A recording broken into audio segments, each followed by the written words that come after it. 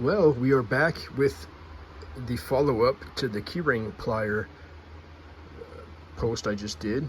This is my first attempt at using these pliers, and as you can see, it has a learning curve, just like most things in life. This is a catastrophic failure that would pretty much ruin this whole machine if this wasn't just a parts machine. But there are certain things that you have to look out for when you use these keyring tools that it's not very obvious when you get it, because you get this tool in, you're like, all right, now I can just boom, boom, boom, boom, boom, boom, boom, knock all these guys out really quickly and go. But it is an art within itself. So I'm going to set you guys down here and try to capture some of this on camera and give you some tips and tricks on how.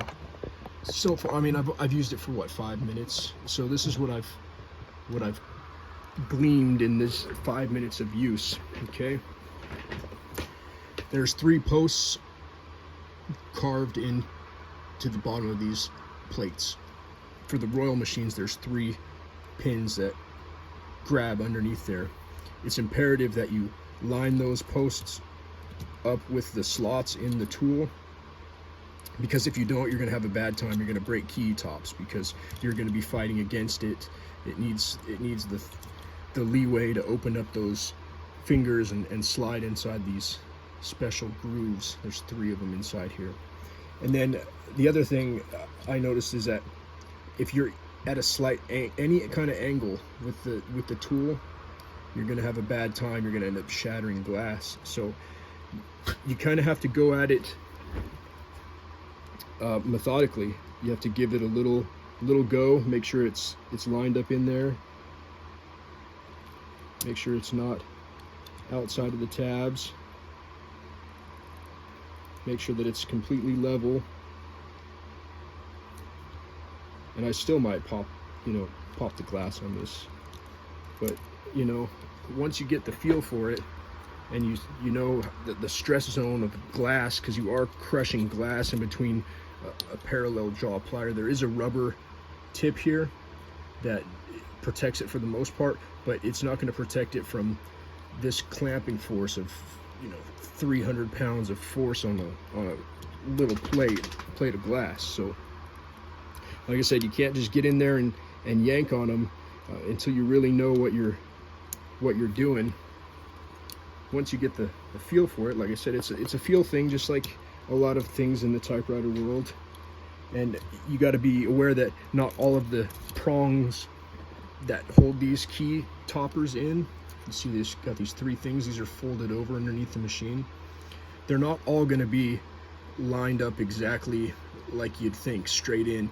They might be off just 10 degrees, 3 degrees, but that's enough to get it outside of this tool's safety zone of these slots. So you do have to get in there, and I would tilt the machine back and make sure they're all straight, but as soon as I tilt it back, all these shattered glass pieces are gonna fall out. But it's just a matter of going slow and methodical and making sure that the tool is completely level, and then it'll pop straight out. Like I said, this is practice run, and I started getting better. This R is a case of these prongs not being in the correct spot that I thought they were.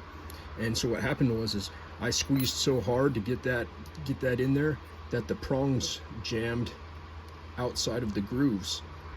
So I couldn't get it off. The tool was stuck, and so I started rocking the tool like this to try to do it, and that's a bad idea, because these things are not meant to be rocked back and forth. So if you get the tool stuck, don't go wiggling it, because that's not gonna work out for you in the end.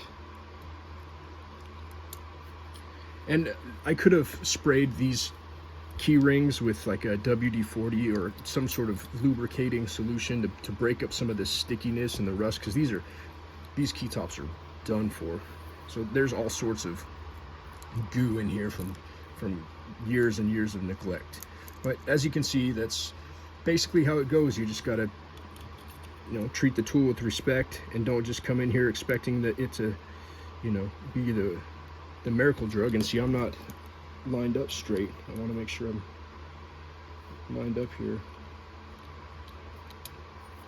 Something you don't want to do distracted, because if you don't have a bunch of this glass laying around, luckily Charles sends you a bunch of replacements. You know, this is, I would consider this your practice tin. If you haven't figured out how to not crush glass by the time you burn through this tin, then perhaps you should rethink your technique or your strategy, because these machines are available all over. You can find them, but you don't want to be just scrapping glass for no reason because you're going too fast or you're not using the tool correctly. So respect the tool. It'll do what it's supposed to do as long as you ask it to do what it's supposed to do. If you get outside of its comfort zone, it will cause problems. It will break on you. It will break stuff on you. I mean, this is, you're really putting some force on these key tops, and it is glass and little thin metal. But I'm just having fun now, rambling on. So anyway, guys, this is my first tutorial and information that I figured out from using these keyring pliers for 5 minutes. And next, when I get all the key tops swapped out, this is, like I said, just a parts machine, I'll go into using the clamper anvil, and we'll see how that works. I'm not too sure how it folds over the pins. Looks like it's kind of curved inside there, so it kind of rolls them as you squeeze down, but we will see. That's the next adventure. So I hope you guys like this video and it teaches you a little something about typewriter tools and respecting tools and the process of learning. So you get a set of these, don't go throwing it onto your perfect machine just because you think, oh, I got the tool, I can do this thing now.